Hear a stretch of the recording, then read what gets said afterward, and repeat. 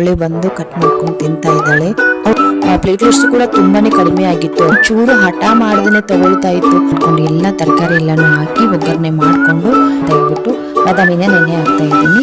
Favourite ಜಾಗ ಅಂದ್ರೆ ಅದು ಕಿಚನ್, ಅದೆಲ್ಲ ಹಾಕ್ತಾ ಇದ್ದೀನಿ. ನಿಮ್ಮ ಹತ್ರ ಬೆಲ್ಲದ ಪೌಡರ್ ಇಲ್ಲದೆ ಇದ್ರೆ 14 ನ್ಯಾಚುರಲ್ ಇಂಗ್ರೀಡಿಯೆಂಟ್ ನ ಇದರಲ್ಲಿ ಬಳಸಿರ್ತಾರೆ.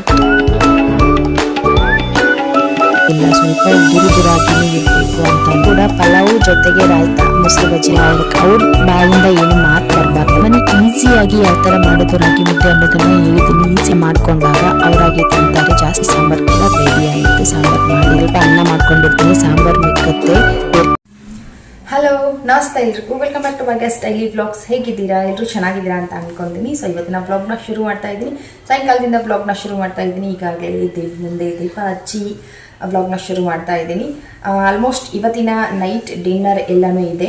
ಏನು ಮಾಡೋ ಹಂಗಿಲ್ಲ, ಡಿನ್ನರ್ ಎಲ್ಲ ಅದನ್ನೇ ತಿನ್ಕೊತಾರೆ. ಮಧ್ಯಾಹ್ನ ಜಾಸ್ತಿ ಮಾಡಿದ್ವಿ, ಸ್ವಲ್ಪ ಅನ್ನ ಸಾಂಬಾರು ಎಲ್ಲನೂ ಇತ್ತು, ಮತ್ತು ಸ್ವಲ್ಪ ರೊಟ್ಟಿ ಮಾಡಿದ್ವಿ. ರೊಟ್ಟಿನೂ ಹಂಗೆ ಇದೆ. ಇನ್ನು ಊರಿಂದ ಅತ್ತೆ ಬಂದಿದ್ದರು. ಅವರು ಸ್ವಲ್ಪ ಪಪಾಯ ಹಣ್ಣು ಅದೆಲ್ಲನೂ ತಂದಿದ್ದಾರೆ. ಆರು ಬೇಬಿಗೆ ಪಪಾಯ ಹಣ್ಣು ಕೇಳ್ತಾ ಇದ್ದಾರೆ. ಇನ್ನು ಅವಳಿಗೆ ಪಪಾಯ ಕೊಡಬೇಕು ಇವಾಗ. ಮತ್ತು ಅವ್ರಿಗೆಲ್ಲ ಇದೆ. ಇನ್ನು ದೊಡ್ಡ ಕೆಲಸ ಅಂತಂದರೆ ನಾಳೆ ನಮ್ಮೂರಲ್ಲಿ ದ್ಯಾಮವ್ವದೇವಿ ಜಾತ್ರೆಗೆ ವಾರ ಎಲ್ಲ ಬಿಡ್ತಾರೆ. ನಮ್ಮ ಉತ್ತರ ಕರ್ನಾಟಕದಲ್ಲಿ ವಾರ ಎಲ್ಲ ದೇವ್ರ ಕಾರ್ಯ ಏನಾದರೂ ಮಾಡಬೇಕಾದ್ರೆ ವಾರ ಬಿಡ್ತಾ ಇರ್ತಾರೆ. ಸೊ ಆವಾಗ ಏನು ಮಾಡಬೇಕಾಗುತ್ತೆ, ಮನೆಯಲ್ಲಿ ಏನು ಮಾಡುವಾಗಿಲ್ಲ ಅಂತಂದರೆ ಉಪವಾಸ ಇರಬೇಕಾ ಅಂತ ಏನಿಲ್ಲ. ರೊಟ್ಟಿ ಚಪಾತಿ, ಆಮೇಲೆ ಒಗ್ಗರಣೆ ಕೊಡೋದಾಗಿರ್ಬೋದು. ಆಮೇಲೆ ಕಾರು ಕಲ್ಲಲ್ಲಿ ಏನು ಜಜ್ಜೋ ಆಗಿಲ್ಲ, ಬೆಳ್ಳುಳ್ಳಿ ಮೆಣಸಿನ್ಕಾಯಿ ಅದೇನು ಜಜ್ಜೋ ಆಗಿಲ್ಲ ಕಾರು ಕಲ್ಲಿನಲ್ಲಿ. ಮತ್ತು ಒಲೆ ಮೇಲೆ ಹೆಂಚಿಡೋ ಆಗಿಲ್ಲ. ಸೊ ಅದೇನು ಮಾಡ್ದೇ ನೀವು ಏನು ಬೇಕಾದರೂ ಮಾಡ್ಕೊಂಡು ತಿನ್ಬೋದು. ಸೊ ಆ ಥರ ರೂಲ್ಸ್ ಇರುತ್ತೆ ದೇವರ ಕಾರ್ಯ ಅಂತ ಅಂದರೆ. ಕೆಲವೊಂದಿಷ್ಟು ಕಟ್ಟುಪಾಡುಗಳಿರುತ್ತೆ, ಅದೆಲ್ಲನೂ ಮೀರಿ ನಾವು ಹೋಗೋಕ್ಕಾಗೋದಿಲ್ಲ ಅಲ್ವಾ. ಸೊ ಹಂಗಾಗಿ ಇನ್ನು ನಾಳೆಗೆ ಉಪವಾಸ ಅಂತೂ ಇರೋಕ್ಕಾಗೋದಿಲ್ಲ ಅಲ್ವಾ. ಸೊ ಇನ್ನು ನಾನು ಏನು ಮಾಡಬೇಕು ಅಂತ ಅಂದರೆ ಇವತ್ತಿಗೇನೆ ನಾಳೆ ಎಲ್ಲ ಏನು ಅಡುಗೆ ನಾವು ಮಾಡಬೇಕಲ್ವ ಅದರದ್ದೆಲ್ಲರೂ ಪ್ರೀ ಪ್ಲಾನ್ ಎಲ್ಲನೂ ಮಾಡಿಕೊಂಡು ಪ್ರೀ ಪ್ರಿಪ್ರೇಷನ್ ಅಂತ ಹೇಳ್ಬಿಟ್ಟು ಮಾಡ್ಕೊಂಡು ಇಟ್ಕೊಂಡ್ಬಿಡ್ಬೇಕು. ಏನು ಮಾಡ್ಕೊಬೇಕು ಅಂತಂದರೆ ಸ್ವಲ್ಪ ಒಗ್ಗರಣೆ ಮಾಡಿ ಇಟ್ಕೊಬೇಕು. ಪಲ್ಯ ಏನಾದರೂ ಮಾಡಬೇಕಾದ್ರೆ ಅದ್ರ ಒಗ್ಗರಣೆನ ಮಾಡಿ ಫ್ರಿಜ್ಜಲ್ಲಿ ಇಟ್ಬಿಡ್ಬೇಕು. ಆಮೇಲೆ ಸ್ವಲ್ಪ ಟಿಫನ್ಗೆ ಏನಾದರೂ ಪಲಾವು, ಆಮೇಲೆ ಇಡ್ಲಿ ಮಾಡ್ಬೋದು ಆರಾಮಾಗಿ ನಾವು ಇಡ್ಲಿ ಮಾಡ್ಬೋದು. ಬಟ್ ನನಗೆ ಇವಾಗ ತಾನೇ ಸಾಯಂಕಾಲ ಹೇಳಿದ್ರು, ಇಲ್ಲ ನಾಳೆ ವಾರ ಬಿಡ್ತಾರೆ, ಸೊ ಹಾಗಾಗಿ ನಾಳೆಗೆ ಏನು ಮಾಡೋಕ್ಕೆ ಹೋಗ್ಬೇಡಿ ಅಂತ ಹೇಳ್ಬಿಟ್ಟು ಇವಾಗ ಹೇಳಿದ್ರು ಸಾಯಂಕಾಲ ಹೊತ್ತು. ಸೊ ಇನ್ನು ಏನು ಮಾಡೋಕ್ಕಾಗೋದಿಲ್ಲ. ಇನ್ಮೇಲೆ ನಾನು ಇಡ್ಲಿ ರವೆ ನೆನೆ ಹಾಕಿದ್ರು ಅದು ಚೆನ್ನಾಗಾಗೋದಿಲ್ಲ ಇಡ್ಲಿ. ಸೊ ಹಂಗಾಗಿ ಇಡ್ಲಿ ಬೇಡ, ಇನ್ನು ಪಲಾವ್ ಏನಾದರೂ ಮಾಡಿದರೆ ಆಯಿತು ಅಂತ ಹೇಳ್ಬಿಟ್ಟು ಇವತ್ತೇ ಮಲಗಬೇಕಾದ್ರೆ ಎಲ್ಲರದ್ದು ಊಟ ಆದಮೇಲೆ ಸ್ವಲ್ಪ ಪಲಾವ್ ಎಲ್ಲನೂ ಪ್ರಿಪೇರ್ ಮಾಡಿ ರೆಡಿ ಮಾಡಿ ನೀರೆಲ್ಲ ಹಾಕಿ ಒಂದು ಕುದಿಸ್ಬಿಟ್ಟು ಇಟ್ಟರೆ ಬೆಳಿಗ್ಗೆ ಎದ್ದು ನಾವು ಅಕ್ಕಿ ಹಾಕಿ ವಿಸಲ್ ಹೊಡ್ಸ್ಕೊಂಡ್ರೆ ಪಲಾವ್ ರೆಡಿ ಆಗುತ್ತೆ. ಸೊ ತೋರಿಸ್ತೀನಿ ನಾನು ನಿಮಗೆ ಯಾವ ಥರ ಮಾಡಿ ಇಟ್ಕೊಳ್ಳೋದು ಅಂತ ಹೇಳ್ಬಿಟ್ಟು. ಈ ಥರ ಸಂದರ್ಭದಲ್ಲಿ ಈ ಥರ ಸಿಚುವೇಶನ್ ಬಂದಾಗ ಯಾವ ಥರ ಫೇಸ್ ಮಾಡೋದು ಅಂತ ಹೇಳ್ಬಿಟ್ಟು ತೋರಿಸ್ತೀನಿ. ಸೊ ಇನ್ನು ಬರಬೇಕಾದ್ರೆ ಸ್ವಲ್ಪ ಅತ್ತೆ ಊರಿಂದ ಬರಬೇಕಾದ್ರೆ ಸ್ವಲ್ಪ ಬೆಲ್ಲ ಅದೆಲ್ಲನೂ ತೊಗೊಂಡು ಬಂದಿದ್ರು, ಎಲ್ಲನೂ ಹಂಗೆ ಇಟ್ಟಿದ್ದೀನಿ. ಸೊ ಅದನ್ನು ತೆಗಿತೀನಿ. ಸೊ ವ್ಲಾಗ್ನ ಶುರು ಮಾಡಿ. ಪ್ಲೀಸ್ ಯಾರಾದರೂ ಹೊಸದಾಗಿ ನನ್ನ ಚಾನಲ್ ಬಂದಿದ್ದರೆ ದಯವಿಟ್ಟು ಚಾನಲ್ನ ಸಬ್ಸ್ಕ್ರೈಬ್ ಮಾಡ್ಕೊಳ್ಳಿ. ಹಾಗೆ ಪಕ್ಕದಲ್ಲಿ ಕಾಣುವಂಥ ಬೆಲ್ ಬಟನ್ನ ಪ್ರೆಸ್ ಮಾಡಿ ನಿಮ್ಮ ಮನೆ ಮಗಳನ್ನ ಉಳಿಸಿ ಬೆಳೆಸಿ ಹರಿಸಿ ಹಾರೈಸಿ ಅಂತ ಕೇಳ್ತೀನಿ. ಸೊ ಬನ್ನಿ ವ್ಲಾಗ್ನ ಶುರು ಮಾಡೋಣ. ಸೊ ಇಲ್ಲಿ ಆರು ಬೇಬಿ ಸ್ಕೂಲಿಂದ ಬಂದ್ಲು, ಆವಾಗಲೇ ಬಂದಿದ್ದಾಳೆ. ಬಂದಿದ ತಕ್ಷಣನೇ ಪಪಾಯನ್ ಬೇಕಮ್ಮ ನನಗೆ ಕಟ್ ಮಾಡಿಕೊಡು ಅಂತ ಕೇಳ್ತಾನೆ ಇದ್ಲು. ನಾನು ಸ್ವಲ್ಪ ಲೇಟ್ ಆಯಿತು ನಾನು ಕಟ್ ಮಾಡ್ಕೊಡೋದು, ಅಷ್ಟಕ್ಕೇನೆ ಅವಳೇ ಬಂದು ಕಟ್ ಮಾಡ್ಕೊಂಡು ತಿಂತಾ ಇದ್ದಾಳೆ. ಅವಳು ಇಷ್ಟಪಡೋ ಹಣ್ಣುಗಳಲ್ಲಿ ಈ ಪಪಾಯ ಹಣ್ಣು ಒಂದು. ಪಪಾಯ ಹಣ್ಣನ್ನು ಅವಳು ತುಂಬಾನೇ ಇಷ್ಟಪಡ್ತಾಳೆ. ಹಾಗೆ ಈ ಪಪಾಯ ಹಣ್ಣನ್ನು ನೋಡಿದಾಗ ಎಲ್ಲನೂ ನನಗೆ ಅವಳ ಲೈಫಲ್ಲಿ ಒಂದು ಆಗಿರುವಂಥ ಇನ್ಸಿಡೆಂಟ್ ನನಗೆ ನೆನಪಾಗುತ್ತೆ. ಅವಳು ಸುಮಾರು ಒಂದು 2 ವರ್ಷದ ಮಗು ಇದ್ಲು. 2 ವರ್ಷ ಕರೆಕ್ಟಾಗಿ 2 ವರ್ಷ ಆಗಿತ್ತು ಅವಳಿಗೆ. 2 ವರ್ಷ ಆಗಿ ಒಂದು 2-3 ದಿನ ಆಗಿತ್ತು. ಆವಾಗ ತಾನೇ 2ನೇ ವರ್ಷದ ಬರ್ತ್ಡೇನ ನಾವು ಮಾಡಿದ್ವಿ. ಅದಾದ್ಮೇಲೆ ಒಂದು 2-3 ದಿನ ಆದ್ಮೇಲೆ ಅವಳಿಗೆ ಫುಲ್ ಫೀವರ್ ಬರಕ್ ಶುರು ಆಯ್ತು. ಅದೇನಕ್ಕೋ ಗೊತ್ತಿಲ್ಲ, ಪದೇ ಫೀವರ್ ಬರಕ್ ಶುರು ಆಯ್ತು. ನನ್ನ ಹತ್ರ ಮೆಡಿಸನ್ ಇತ್ತು, ಆದ್ರೆ ಮೆಡಿಸನ್ ಹಾಕಿದಾಗ ಕಡಿಮೆ ಆಗೋದು, ಮತ್ತೆ ಸ್ವಲ್ಪ ಹೊತ್ತು ಬಿಟ್ಮೇಲೆ ಮತ್ತೆ ಅದು ಜಾಸ್ತಿ ಆಗೋದು, ಈ ತರ ಆಗ್ತಾ ಇತ್ತು. ಹಂಗೆ ಅವಳನ್ನ ಒಂದು ಟೈಮ್ ನಾವು ಹಾಸ್ಪಿಟಲ್ ಕೂಡ ತೋರಿಸಿದ್ರು ಅವಳಿಗೆ ಫೀವರ್ ಕಡಿಮೆನೇ ಆಗಲಿಲ್ಲ. ಹಾಸ್ಪಿಟಲ್ ತೋರಿಸಿ ಒಂದು 5 ದಿನದವರೆಗೂ ಕೋರ್ಸ್ ಇರುತ್ತೆ ನೋಡಿ. ಸೊ 5 ದಿನದ ಕೋರ್ಸ್ನ ನಾವು ಮುಗಿಸಾದ್ಮೇಲೂ ಕೂಡ ಅವಳಿಗೆ ಫೀವರ್ ಕಡಿಮೆನೇ ಆಗಲಿಲ್ಲ. ಸೊ ಹಂಗಾಗಿ ಮತ್ತೆ ಬೇರೆ ಹಾಸ್ಪಿಟಲ್ಗೆ ಹೋದಾಗ ಅವಳಿಗೆ ಅಲ್ಲಿ ಎಲ್ಲ ಚೆಕ್ ಮಾಡಿ ಬ್ಲಡ್ ಎಲ್ಲ ಚೆಕ್ ಮಾಡಿದಾಗ ಪ್ಲೇಟ್ಲೆಟ್ಸ್ ಕಡಿಮೆ ಆಗಿದೆ, ಮತ್ತೆ ಅವಳಿಗೆ ಡೆಂಗು ಆಗಿದೆ ಅಂತ ಹೇಳಿದ್ರು. ಅದರಲ್ಲೂ 2-3 ದಿನ, ಒಂದು ವಾರನೇ ಹೋಗಿತ್ತು ಅವಳಿಗೆ, ಸರಿಯಾಗಿ ಟ್ರೀಟ್ಮೆಂಟ್ ಆಗಿರ್ಲಿಲ್ಲ. ನಾವು ಅಲ್ಲೆಲ್ಲೋ ಬೇರೆ ಕಡೆ ತೋರಿಸಿದ್ವಿ. ಸೊ ಅಲ್ಲಿ ಅವ್ರು ಕೊಟ್ಟಿರೋ ಮೆಡಿಸನ್ ಅವಳಿಗೆ ವರ್ಕ್ ಆಗಿರ್ಲಿಲ್ಲ. ಸೊ ಹಂಗಾಗಿ ಅದು ಜಾಸ್ತಿನೇ ಆಗೋಗಿತ್ತು. ಪ್ಲೇಟ್ಲೆಟ್ಸ್ ಕೂಡ ತುಂಬಾನೇ ಕಡಿಮೆ ಆಗಿತ್ತು ಅವಳಿಗೆ. ಹಾಗಾಗಿ ನಾವು ಅಲ್ಲಿ ಅಡ್ಮಿಟ್ ಇರ್ಬೇಕಾಯ್ತು. 1 ವಾರ ನಾವು ಅಲ್ಲಿ ಅಡ್ಮಿಟ್ ಆದ್ವಿ ಮಗುನ ಕರ್ಕೊಂಡು. ಆ ಟೈಮ್ನಲ್ಲಿ ನಮಗೆ ಡಾಕ್ಟರ್ ಹೇಳಿದ್ದು ಅವಳಿಗೆ ಪಪಾಯ ಎಲೆನ ಜ್ಯೂಸ್ ಮಾಡಿಬಿಟ್ಟು ಅದಕ್ಕೆ ಸ್ವಲ್ಪ ಜೇನುತುಪ್ಪನ ಬೆರೆಸಿ ಅವಳಿಗೆ 2 ಟೈಮ್ ಕೊಡಿ, ಡೈಲಿ 2 ಟೈಮ್ ಕೊಡಿ ಅಂತ ಹೇಳಿದ್ರು. ಅಕಸ್ಮಾತ್ ಮಗು ತಗೊಳಕ್ಕೆ ಏನಾದ್ರೂ ಹಠ ಮಾಡಿದ್ರೆ ಅಟ್ಲೀಸ್ಟ್ 1 ಟೈಮ್ ಆದ್ರೂ ಕೊಡಿ, ಬೆಳಿಗ್ಗೆ ಎದ್ದ ತಕ್ಷಣನೇ ಖಾಲಿ ಹೊಟ್ಟೆನಲ್ಲಿ ಕೊಡಿ, ತುಂಬಾನೇ ಒಳ್ಳೇದು. ನಮ್ಮ ಮೆಡಿಸನ್ ಜೊತೆಗೆ ಅದು ಕೂಡ ತುಂಬಾನೇ ವರ್ಕ್ ಆಗುತ್ತೆ. ಸೊ ಟ್ರೈ ಮಾಡಿ ಅಂತ ಹೇಳಿದ್ರು. ಪಾಪ ನನ್ನ ಮಗಳು ಎಷ್ಟು ಚೆನ್ನಾಗಿ ತಗೊಳ್ಳೋಳು ಗೊತ್ತಾ ಪಾಪ. ನಾನು ಅದನ್ನ ಕಲಿಸ್ತಾ ಇರ್ಬೇಕಾದ್ರೆ ನನಗೆ ಅದ್ರ ಸ್ಮೆಲ್ ನ ತಗೊಳಕ್ ಆಗ್ತಾ ಇರ್ಲಿಲ್ಲ.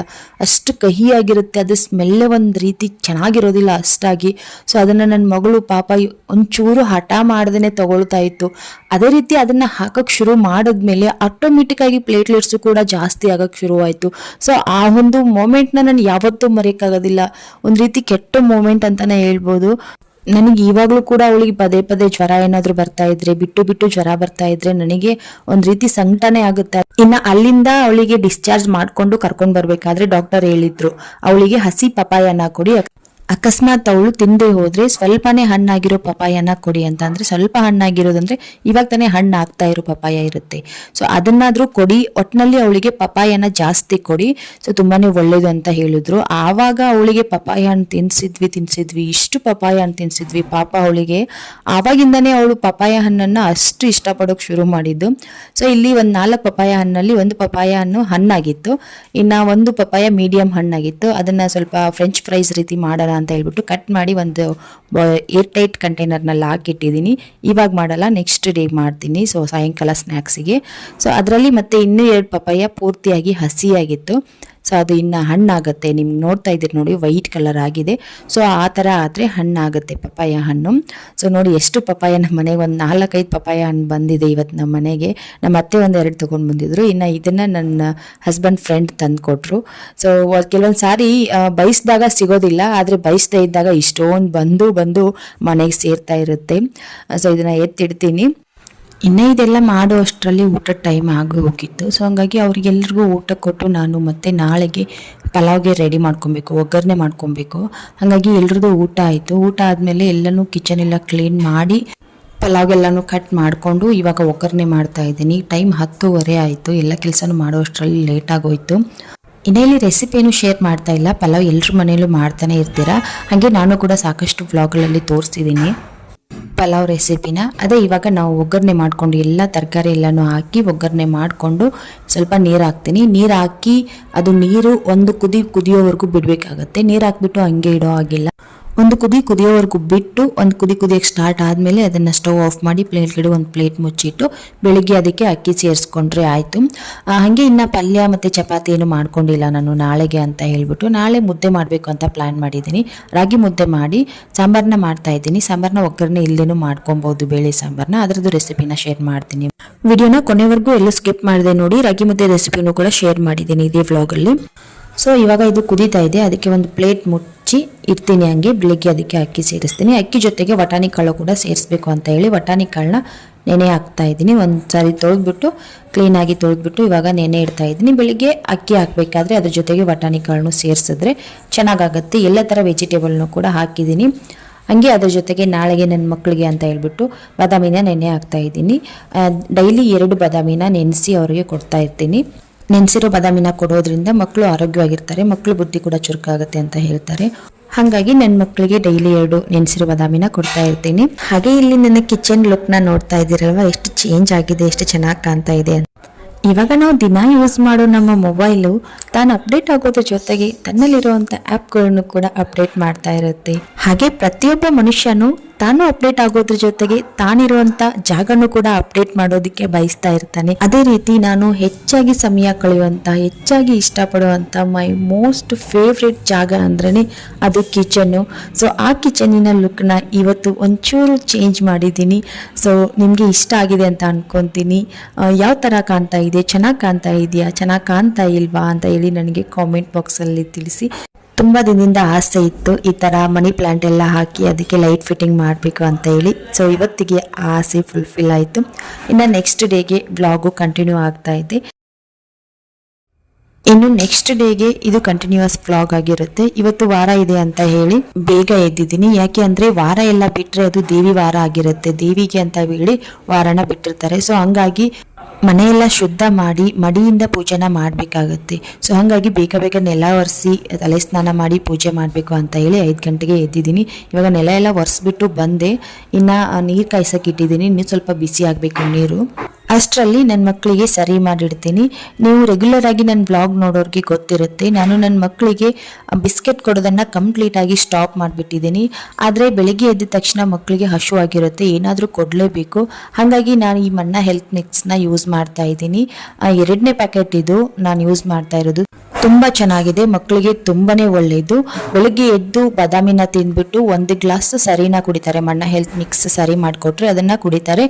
ಅದು ಅವರಿಗೆ ಟಿಫನ್ ಟೈಮ್ವರೆಗೂ ಎನರ್ಜಿ ಆಗಿರೋದಕ್ಕೆ ಹೆಲ್ಪ್ ಮಾಡುತ್ತೆ, ಹಸಿವಾಗೋದಿಲ್ಲ. ಸೊ ನಾನು ನನ್ನ ಮಕ್ಕಳಿಗೆ ದಿನ ಇದನ್ನ ಕೊಡೋದಕ್ಕೆ ಶುರು ಮಾಡಿದ್ದೀನಿ. ನೀವು ಕೂಡ ಅಷ್ಟೇ, ಮಕ್ಕಳಿಗೆ ಏನಾದರೂ ಬಿಸ್ಕೆಟ್ ಕೊಡ್ತಾ ಇದ್ರೆ ದಯವಿಟ್ಟು ಬಿಸ್ಕೆಟ್ ಕೊಡೋದನ್ನ ಸ್ಟಾಪ್ ಮಾಡಿ. ಯಾಕೆ ಅಂತ ಇದ್ರ ಬಗ್ಗೆ ಏನು ನಿಮಗೆ ಜಾಸ್ತಿ ಹೇಳೋ ಅವಶ್ಯಕತೆ ಇಲ್ಲ ಅನ್ಕೊಂತೀನಿ.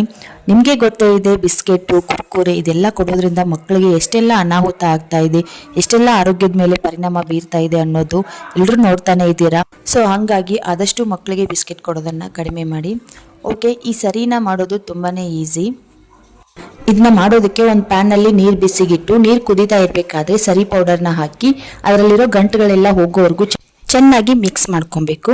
ಇದೇನಾದರೂ ನಿಮಗೆ ಕಷ್ಟ ಅಂತ ಅನ್ಸಿದ್ರೆ ಆ ನೀರನ್ನ ಕುದಿಯಕ್ಕಿಡಿ ಒಂದು ಪಾತ್ರೆನಲ್ಲಿ. ಈ ಕಡೆ ಸೈಡಲ್ಲಿ ಬೇರೆ ಒಂದು ಪಾತ್ರೆನ ತಗೊಂಡು ಅದಕ್ಕೆ ಸ್ವಲ್ಪ ನೀರು ಹಾಕಿ ಪೌಡರ್ನ ಬೆರೆಸಿ ತಣ್ಣೀರಲ್ಲಿ ಫಸ್ಟ್ ಎಲ್ಲನೂ ಪೌಡರ್ ಹಾಕಿ ಮಿಕ್ಸ್ ಮಾಡಿಬಿಟ್ಟು ಬ್ಯಾಟರ್ನ ರೆಡಿ ಮಾಡಿ ಇಟ್ಕೊಳ್ಳಿ. ಅದಾದಮೇಲೆ ನೀರು ಬಿಸಿ ಆದಮೇಲೆ ನೀರು ಕುದೀತಾ ಇರೋ ಟೈಮ್ನಲ್ಲಿ ಆ ಬ್ಯಾಟರ್ನ ಅದಕ್ಕೆ ಹಾಕಿ ಚೆನ್ನಾಗಿ ಮಿಕ್ಸ್ ಮಾಡ್ಕೊಳ್ಳಿ. ಆವಾಗ ಗಂಟುಗಳೇನೂ ಆಗೋದಿಲ್ಲ. ಓಕೆ, ಲಾಸ್ಟಲ್ಲಿ ಸರಿ ಗಟ್ಟಿ ಕನ್ಸಿಸ್ಟೆನ್ಸಿ ಬಂದಮೇಲೆ ಬೆಲ್ಲದ ಪೌಡರ್ನ ಹಾಕ್ತಾ ಇದ್ದೀನಿ. ನಿಮ್ಮ ಹತ್ರ ಬೆಲ್ಲದ ಪೌಡರ್ ಇಲ್ಲದೆ ಹೋದರೆ ಗಟ್ಟಿ ಬೆಲ್ಲನೇ ಸ್ವಲ್ಪ ಜಜ್ಜಿಬಿಟ್ಟು ಪುಡಿ ರೀತಿ ಮಾಡಿಕೊಂಡು ಹಾಕೊಬಹುದು.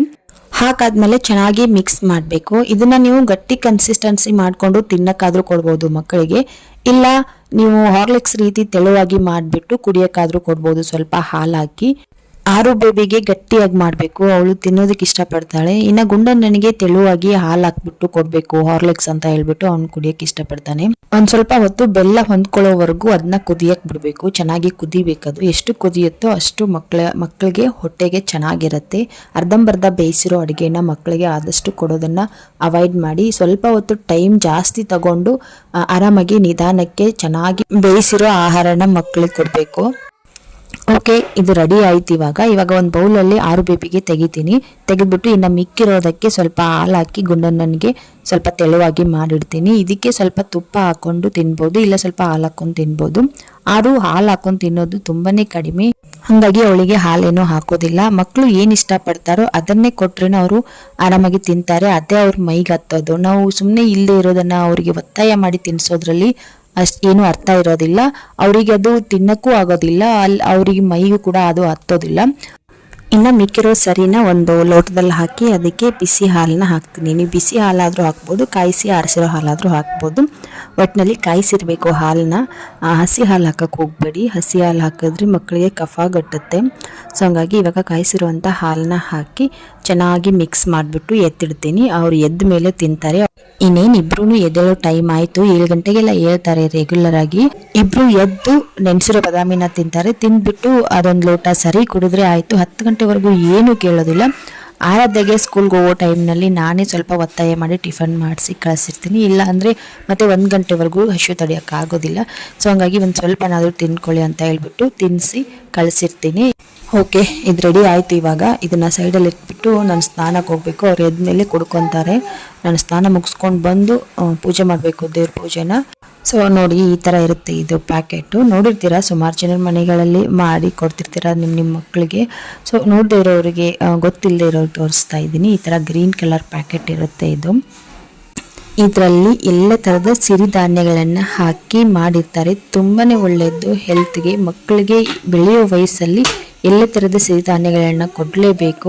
ಅದರಿಂದಾನೇ ಅವರಿಗೆ ನ್ಯೂಟ್ರಿಷನ್ ಅನ್ನೋದು ದೊರಕ್ತಾ ಇರುತ್ತೆ. ಇಲ್ಲಿ ನೋಡ್ತಾ ಇರ್ಬೋದು ನೀವು, 100% ನ್ಯಾಚುರಲ್ ನ್ಯೂಟ್ರಿಷನ್ ಇದರಲ್ಲಿರುತ್ತೆ.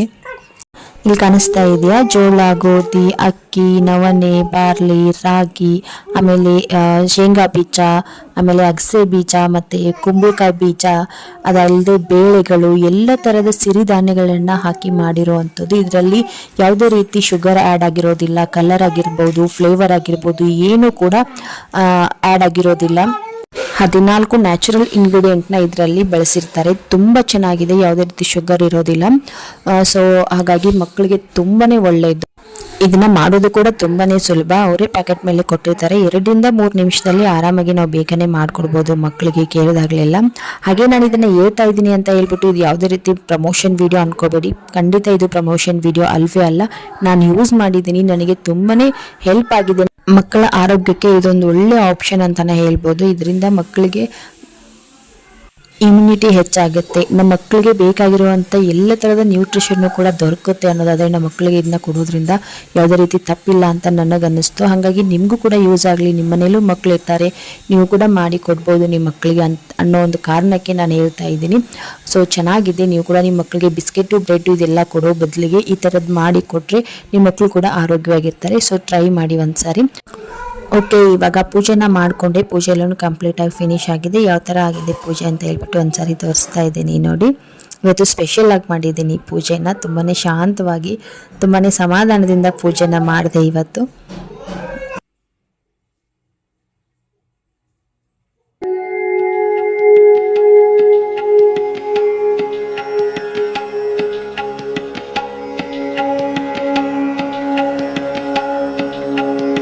ಅದೇನೋ ಗೊತ್ತಿಲ್ಲ, ಈ ಥರ ಬೇಗ ಬೆಳಿಗ್ಗೆ ಎದ್ದು ಪೂಜೆ ಎಲ್ಲ ಮಾಡಿದಾಗ ಮನೆಯಲ್ಲಿ ಮನಸ್ಸಲ್ಲಿ ಏನೋ ಒಂದು ರೀತಿ ಪಾಸಿಟಿವ್ ಫೀಲ್ ಆಗ್ತಾ ಇರುತ್ತೆ. ಮನಸ್ಸಿಗೆ ಒಂದು ರೀತಿ ನಿರಾಳ ನೆಮ್ಮದಿ ಅಂತ ಸಿಗ್ತಾ ಇರುತ್ತೆ ಅಲ್ವಾ. ಓಕೆ, ಪೂಜೆ ಮುಗಿಸ್ಕೊಂಡು ನೈವೇದ್ಯ ಎಲ್ಲ ಮಾಡಿ ಇನ್ನು ನಿನ್ನೆ ಒಗ್ಗರಣೆ ಮಾಡಿಟ್ಟಿರೋ ಪಲಾವ್ನ ಸ್ಟವ್ ಮೇಲೆ ಇಟ್ಟು ಮತ್ತೆ ಕುದಿಸ್ತೀನಿ. ಕುದಿಸಿ ಅದಕ್ಕೆ ಅಕ್ಕಿನ ತೊಳೆದ್ಬಿಟ್ಟು ಹಾಕ್ತೀನಿ. ನಿನ್ನೆ ನಾನೇನು ಒಗ್ಗರಣೆ ಮಾಡಿ ಇಟ್ಟಿದ್ದೆ ಪಲಾವ್ಗೆ ಅಂತ ಹೇಳ್ಬಿಟ್ಟು. ಸೊ ಅದನ್ನು ಇವತ್ತು ಏನು ಕೂಡ ಒಗ್ಗರಣೆ ಹಾಕೋ ಆಗಿಲ್ಲ. ಸೊ ಅದೇ ರೀತಿ ಬಟಾಣಿನ ನೆನೆ ಹಾಕಿದ್ದೆ ನಿನ್ನೆ ರಾತ್ರಿನೇ. ಅದನ್ನು ಕೂಡ ಇವಾಗಲೇ ಹಾಕ್ತೀನಿ. ಹಾಕಿ ಅದನ್ನು ಕುದಿಯಕ್ಕೆ ಬಿಡ್ತೀನಿ. ಮತ್ತೆ ಒಂದು ಕುದಿ ಬರಬೇಕು. ಅದು ಕುದೀತಾ ಇರಬೇಕಾದ್ರೆ ಮತ್ತೆ ಅಕ್ಕಿನ ಹಾಕಬೇಕಾಗತ್ತೆ. ಅಕ್ಕಿನ ತೊಳೆದ್ಬಿಟ್ಟು ಹಾಕ್ತೀನಿ. ಇವಾಗ ಒಂದು ಪಾತ್ರೆಯಲ್ಲಿ ಅಕ್ಕಿ ತೊಳೆದು ಇಟ್ಕೊಂಡಿದ್ದೀನಿ. ಇನ್ನು ಅದು ಕುದಿ ಬರ್ತಾ ಇರಬೇಕಾದ್ರೆ ಅಕ್ಕಿ ಹಾಕಿ ಲಿಡ್ನ ಕ್ಲೋಸ್ ಮಾಡಿ 2 ರಿಂದ 3 ವಿಸಲ್ ಕೂಗಿಸ್ಕೊತೀನಿ. ಜಾಸ್ತಿ ಉದುರಾಗಿ ಮೆತ್ತಗೆ ಬೇಕು ಅಂತ ಅಂದರೆ ಸ್ವಲ್ಪ ಜಾಸ್ತಿ ನೀರು ಹಾಕಿ 3 ವಿಸಲ್ ಕೂಗಿಸ್ಕೊಬೇಕು. ಇಲ್ಲ ಜಾಸ್ತಿ ಅಷ್ಟಾಗೇನು ಮೆತ್ತಗೆ ಬೇಕಾಗಿಲ್ಲ, ಸ್ವಲ್ಪ ಉದುರಾಗಿನೇ ಇರಬೇಕು ಅಂತ ಅನ್ನೋರು 2 ವಿಸಲ್ ಕೂಗಿಸ್ಕೊಂಡ್ರೆ ಸಾಕು. ನಾನು ಸ್ವಲ್ಪ ಜಾಸ್ತಿನೇ ನೀರು ಹಾಕಿರ್ತೀನಿ. ಮಕ್ಕಳು ತಿನ್ನೋದ್ರಿಂದ ಜಾಸ್ತಿ ಉದುರಾಗಿ ನಾನು ಮಾಡೋದಿಲ್ಲ. ರೆಗ್ಯುಲರಾಗಿ ಅನ್ನ ಮಾಡಬೇಕಾದ್ರೂ ಕೂಡ ಅಷ್ಟೇ ಜಾಸ್ತಿ ಉದುರಾಗಿ ಮಾಡೋದಿಲ್ಲ. ಸ್ವಲ್ಪ ಮೀಡಿಯಮ್ ಉದುರಾಗಿರುತ್ತೆ. ಮತ್ತು ಅಗಳುಗಳೆಲ್ಲ ಅನ್ನದ ಅಗಳುಗಳು ಜಾಸ್ತಿ ಸಾಫ್ಟಾಗಿದ್ರೇ ಮಕ್ಕಳಿಗೆ ಹೊಟ್ಟೆಗೆ ಹತ್ತೋದು. ಸೊ ಹಂಗಾಗಿ ಸ್ವಲ್ಪ ಜಾಸ್ತಿ ಸಾಫ್ಟಾಗಿಯೇ ಮಾಡಿರ್ತೀನಿ. ಓಕೆ, ಅಕ್ಕಿ ಹಾಕಿ ಮತ್ತೆ ಒಂದು ಕುದಿನ ಕುದಿಸ್ಕೊತೀನಿ. ಕುದೀತಾ ಇದೆ ಇವಾಗ ಅದಕ್ಕೆ ಲಿಡ್ನ ಕ್ಲೋಸ್ ಮಾಡಿಬಿಡ್ತೀನಿ. ನಿನ್ನೆ ನಾನು ಉಪ್ಪು ಹಾಕಿರಲಿಲ್ಲ ಅದಕ್ಕೆ. ಸೊ ಹಾಗಾಗಿ ಒಂದು ಸ್ವಲ್ಪ ಉಪ್ಪು, ಹಾಗೆ ಒಂದು ಚೂರು ಸಕ್ಕರೆನ ಹಾಕ್ತಾ ಇದ್ದೀನಿ. ಹಾಗೆ ಇನ್ನು ಚೆನ್ನಾಗಿ ಮಿಕ್ಸ್ ಮಾಡ್ಕೊಬೇಕು. ಮಿಕ್ಸ್ ಮಾಡದೆ ನಾವು ಹಂಗೆ ಏನಾದರೂ ಲಿಡ್ ಕ್ಲೋಸ್ ಮಾಡಿದ್ರೆ ತರಕಾರಿ ಎಲ್ಲನೂ ಮೇಲ್ಗಡೆ ಕೂತ್ಕೊಂಡು ಬಿಡುತ್ತೆ, ಅನ್ನ ಹಂಗೆ ಕೆಳಗಡೆ ಉಳ್ಕೊಂಡ್ಬಿಡುತ್ತೆ. ಒಂದು ಸಾರಿ ಚೆನ್ನಾಗಿ ಮಿಕ್ಸ್ ಮಾಡಿಬಿಟ್ಟು ನಾವು ಲಿಡ್ನ ಕ್ಲೋಸ್ ಮಾಡಿದ್ರೆ ಅದು ಒಂದು ಸ್ವಲ್ಪ ಮಟ್ಟಿಗೆ ಎಲ್ಲನೂ ಚೆನ್ನಾಗಿ ಮಿಕ್ಸ್ ಆಗಿರುತ್ತೆ. ಅಷ್ಟಾಗಿ ಮೇಲ್ಗಡೆ ತರಕಾರಿ ಏನೂ ಬರೋದಿಲ್ಲ. ಆಯಿತಾ. ಇವಾಗ ಲಿಡ್ನ ಕ್ಲೋಸ್ ಮಾಡಿ ಆಮೇಲೆ ವಿಸಲ್ ಹಾಕ್ತೀನಿ. ವಿಸಲ್ ಹಾಕಿ ಒಂದು 2 ರಿಂದ 3 ವಿಸಲ್ ಕೂಗಿಸ್ಕೊಬೇಕು. ಇನ್ನು ಇದು ಕುದಿಯೋ ಅಷ್ಟರಲ್ಲಿ ಇನ್ನು ಪಲಾವ್ಗೆ ಅಂತ ಹೇಳ್ಬಿಟ್ಟು ರಾಯ್ತನ ರೆಡಿ ಮಾಡ್ಕೊತೀನಿ. ಈ ರಾಯ್ತ ಮಾಡೋದಕ್ಕೆ ಏನು ಒಗ್ಗರಣೆ ಹಾಕೋ ಆಗಿಲ್ಲ, ಮತ್ತೆ ಬೇರೆ ಏನೂ ಇರೋದಿಲ್ಲ. ಹಸಿ ತರಕಾರಿನ ಹಾಕಿ ಸ್ವಲ್ಪ ಮೊಸರು ಹಾಕ್ಬಿಟ್ಟು ರಾಯ್ತನ ಮಾಡ್ಕೊತೀನಿ. ಪಲಾವ್ ಏನಾದರೂ ಮಾಡಿದಾಗ ನಮ್ಮ ಮನೇಲಿ ಜಾಸ್ತಿ ರಾಯ್ತನ ಇಷ್ಟಪಡ್ತಾರೆ. ಅದರಲ್ಲೂ ನನ್ನ ಮಗಳು ಸ್ಪೆಷಲಿ ಅವಳಿಗೆ ಮೊಸರು ಹಾಕ್ಕೊಂಡು ತಿನ್ನೋದು ಅಭ್ಯಾಸ ಜಾಸ್ತಿ ಇದೆ. ಅನ್ನ ಆಗಿರ್ಬೋದು, ಉಪ್ಪಿಟ್ಟು, ಅವಲಕ್ಕಿ ಏನೇ ತಿಂದ್ರೂ ಕೂಡ ಅವಳಿಗೆ ಸ್ವಲ್ಪ ಮೊಸರು ಹಾಕ್ಕೊಂಡು ತಿನ್ನೋ ಅಭ್ಯಾಸ ಇದೆ. ಸೊ ಹಂಗಾಗಿ ಬರೀ ಮೊಸರು ಮಾತ್ರ ಹಾಕ್ಕೊಂಡು ತಿನ್ನೋ ಬದಲಿಗೆ ಈ ಥರ ವೆಜಿಟೇಬಲ್ ಹಾಕ್ಬಿಟ್ಟು ರಾಯ್ತನ ಮಾಡಿದ್ರೆ ಅದು ಕೂಡ ಒಂದು ರೀತಿ ಹೆಲ್ದಿ ಆಗಿರುತ್ತೆ. ಸೊ ಹಂಗಾಗಿ ಒಂಚೂರು ಮೊಸರು ಮತ್ತು ಒಂಚೂರು ಹಾಲನ್ನ ಹಾಕ್ತಾ ಇದ್ದೀನಿ. ಹಾಕಿ ಚೆನ್ನಾಗಿ ಮಿಕ್ಸ್ ಮಾಡಿ ಅದನ್ನು ಬೀಟರಿಂದ ಮಿಕ್ಸ್ ಮಾಡಿಬಿಟ್ಟು ಅದಕ್ಕೆ ಸೌತೆಕಾಯಿ, ಕ್ಯಾರೆಟು, ಆಮೇಲೆ ಕೊತ್ತಂಬರಿ ಸೊಪ್ಪು, ಒಂದು ಸ್ವಲ್ಪ ಜೀರಿಗೆ ಪೌಡ್ರು ಎಲ್ಲನೂ ಹಾಕಿ ನಾನು ರಾಯ್ತನ ರೆಡಿ ಮಾಡಿದೆ.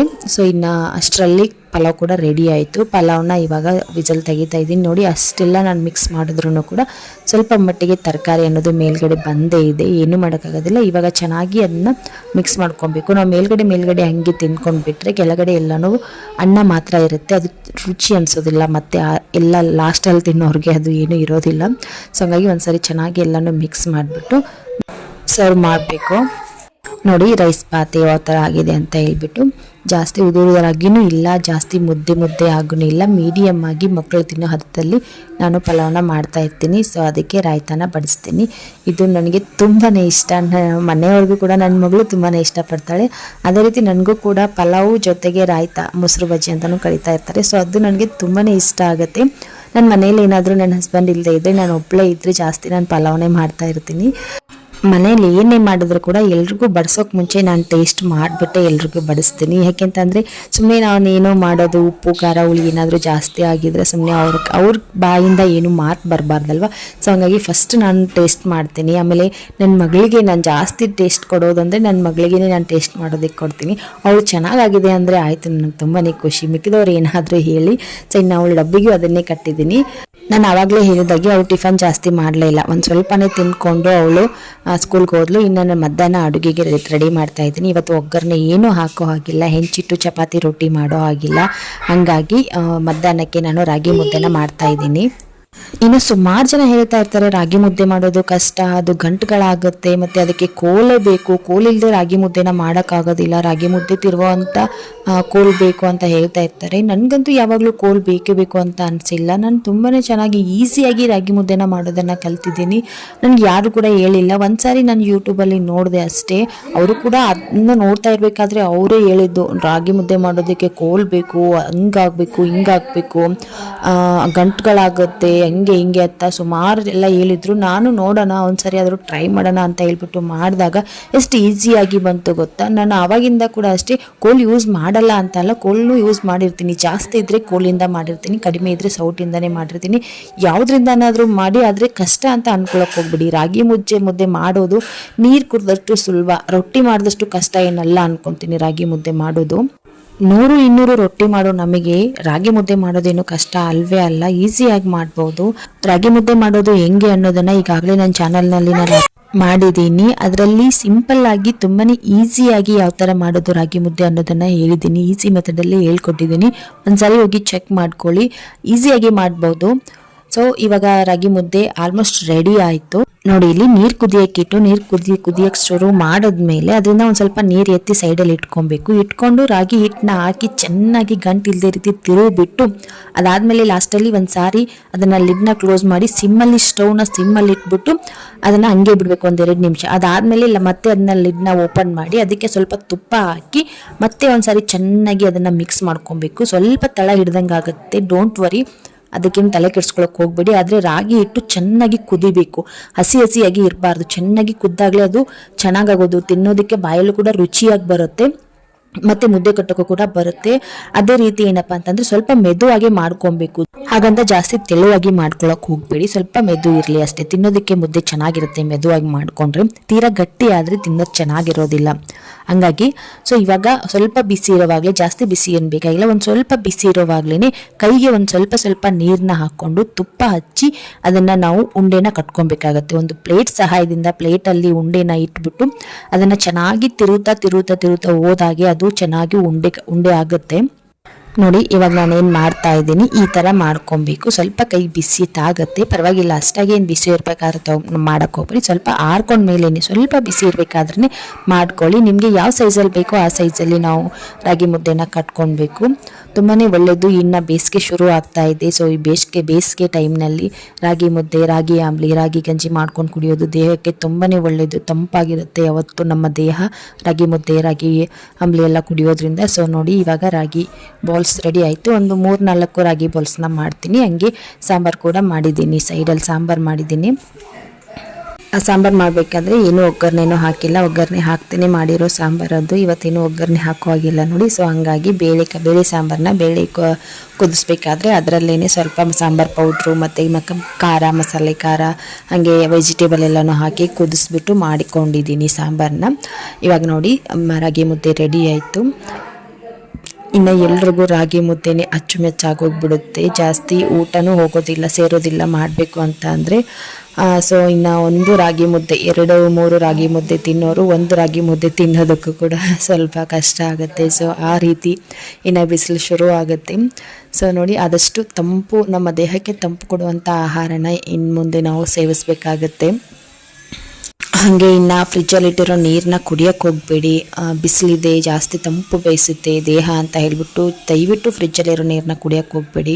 ಸಾಧ್ಯ ಆದರೆ ಮಡಿಕೆನ ತಗೊಂಡು ಬನ್ನಿ, ಮಡಿಕೆಯಲ್ಲಿರೋ ನೀರನ್ನ ಕುಡೀರಿ, ಜಾಸ್ತಿ ನೀರು ಕುಡೀರಿ. ಹಾಗೆ ಪಕ್ಷಿ ಪ್ರಾಣಿಗಳಿಗೆ ಸ್ವಲ್ಪ ಹೊರಗಡೆ ನೀರಿನ ವ್ಯವಸ್ಥೆ ಮಾಡಿ ಇಟ್ಟಿಡಿ. ಸೊ ನೋಡಿ, ಇನ್ನು ಲಾಸ್ಟ್ನೇ ರಾಗಿ ಬೌಲ್ಸು 3 ರಾಗಿ ಮುದ್ದೆ ಮಾಡಿದೆ ಅಷ್ಟೇ. ನಾನು 4 ಆಗುತ್ತೆ ಅಂದ್ಕೊಂಡೆ, ಅದು 3 ಆಗೋಯ್ತು. ಇರಲಿ, ಪರವಾಗಿಲ್ಲ. ಆರು ಬೇಬಿ ಒಂದು ಅರ್ಧ ರಾಗಿ ಮುದ್ದೆ ತಿಂತಾಳೆ ಅಷ್ಟೇ, ಅವಳು ಜಾಸ್ತಿ ತಿನ್ನೋದಿಲ್ಲ. ಅದೇನೋ ಗೊತ್ತಿಲ್ಲ, ಮಕ್ಕಳು ರಾಗಿ ಮುದ್ದೆನ ಅಷ್ಟಾಗಿ ಇಷ್ಟಪಡೋದಿಲ್ಲ. ಅದನ್ನೇ ನಾವು ರಾಗಿ ದೋಸೆ ಮಾಡಿಕೊಟ್ರೆ ತುಂಬಾ ಖುಷಿಪಟ್ಟು ತಿಂತಾ ಇರ್ತಾರೆ. ಬಟ್ ಮುದ್ದೆ ತಿನ್ನೋದಕ್ಕೆ ಅವರಿಗೆ ಕಷ್ಟ. ಮುಂದೆ ದೊಡ್ಡವರಾಗ್ತಾ ಆಗ್ತಾ ಅದ್ರ ಉಪಯೋಗಗಳು, ನಮಗೆ ಅದರಿಂದ ಏನೆಲ್ಲ ಬೆನಿಫಿಟ್ಸ್ ಇದೆ ಅನ್ನೋದನ್ನು ಅರ್ಥ ಮಾಡಿಕೊಂಡಾಗ ಅವರಾಗೆ ತಿಂತಾರೆ. ಜಾಸ್ತಿ ಒತ್ತಾಯ ಮಾಡಬಾರ್ದು ಯಾವುದಕ್ಕೂ ಕೂಡ. ಓಕೆ, ಇವಾಗ ನೋಡಿ ಸಾಂಬಾರು ಕೂಡ ರೆಡಿ ಆಯಿತು. ಸಾಂಬಾರು ಮಾಡಿದ್ದೆ, ಅದಕ್ಕೇನು ಒಗ್ಗರಣೆ ಹಾಕೋ ಆಗಿಲ್ಲ ನೋಡಿ, ಹಾಗಾಗಿ ಸಾಂಬಾರು ರೆಡಿ ಆಯಿತು. ಮುದ್ದೆನೂ ಕೂಡ ರೆಡಿ ಆಯಿತು. ನನ್ನ ಹಸ್ಬೆಂಡು ಕೂಡ ಊಟಕ್ಕೆ ಬಂದಿದ್ದಾರೆ, ಇನ್ನು ಅವರಿಗೆ ಹಾಕಿ ಕೊಡ್ತಾ ಇದ್ದೀನಿ. ಸಾಂಬಾರು ಸಖತ್ತಾಗಿತ್ತು, ಮುದ್ದೆ ಮಾತ್ರ ಸಖತ್ತಾಗಿತ್ತು, ಸಾಫ್ಟಾಗಿ ಬಂದಿತ್ತು. ಇವತ್ತಿಗೆ ಮಧ್ಯಾಹ್ನದವರೆಗೂ ಇದಿಷ್ಟು ರೆಸಿಪಿ ಆಯಿತು. ಇನ್ನು ರಾತ್ರಿಗೂ ಕೂಡ ಸ್ವಲ್ಪ ಅನ್ನ ಮಾಡ್ಕೊಂಡು ಬಿಡ್ತೀನಿ. ಸಾಂಬಾರು ಮಿಕ್ಕತ್ತೆ, ಬೇರೇನು ಮಾಡೋ ಆಪ್ಷನ್ನು ಕೂಡ ಇಲ್ಲ. ಸೊ ನಾವು ಕೂಡ ಊಟ ಮಾಡ್ತೀವಿ. ಹಾಗೆ ಇವತ್ತಿನ ಈ ವ್ಲಾಗ್ನ ಕೂಡ ಇಲ್ಲಿಗೆ ಎಂಡ್ ಮಾಡ್ತೀನಿ. ಹೋಪ್ ನಿಮಗೆ ವ್ಲಾಗ್ ಇಷ್ಟ ಆಗಿರುತ್ತೆ. ಇಷ್ಟ ಆದರೆ ಪ್ಲೀಸ್ ಲೈಕ್ ಕೊಡಿ ವಿಡಿಯೋಗೊಂದು, ನಿಮ್ಮ ಅನಿಸಿಕೆನ ಕಾಮೆಂಟ್ ಬಾಕ್ಸಲ್ಲಿ ತಿಳಿಸಿ. ಹಾಗೆ ಹೊಸದಾಗಿ ಯಾರಾದರೂ ಬಂದಿದ್ದರೆ ದಯವಿಟ್ಟು ಚಾನಲ್ನ ಸಬ್ಸ್ಕ್ರೈಬ್ ಮಾಡ್ಕೊಳ್ಳಿ. ಸೊ ನಿಮ್ಮ ಫ್ಯಾಮಿಲಿ ಫ್ರೆಂಡ್ಸ್ಗೆ ಶೇರ್ ಮಾಡಿ. ಮತ್ತೆ ಸಿಗ್ತೀನಿ. ಬಾಯ್.